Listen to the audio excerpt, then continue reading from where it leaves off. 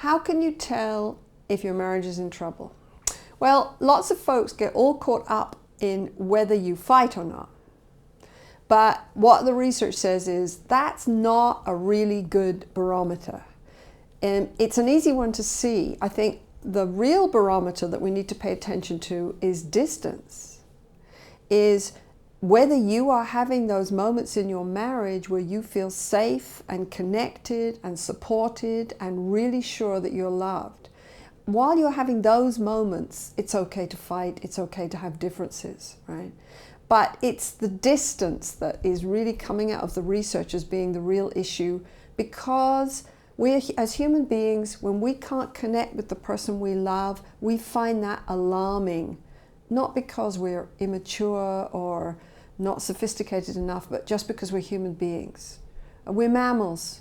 We're born helpless. We're born with it wired into our brain that we need to have a few people around us who will love and respond to us.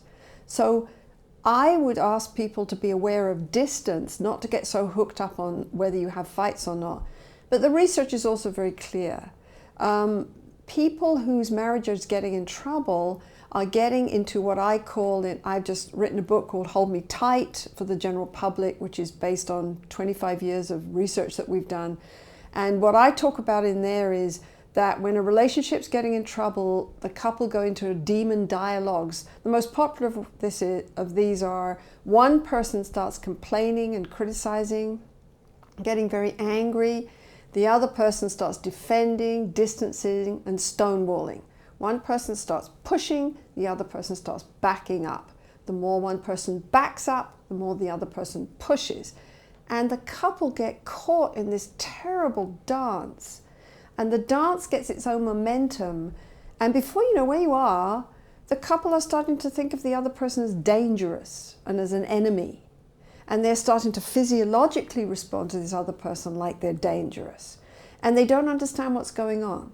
And what we do as professionals is we help them step back and look at the pattern they're caught in and understand that this kind of pattern isn't just about communication skills. I can teach you communication skills up the wazoo and you will still get caught in that pattern.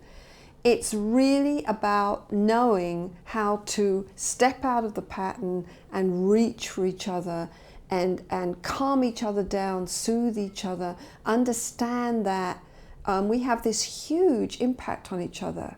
Lovers, parents and children, adult lovers, attachment figures have this huge physiological impact on each other. Okay, I think that's something that you really do have to understand. And so paying attention to your marriage, when you feel connected, are you spending time together? Do you get stuck in these incredibly negative patterns?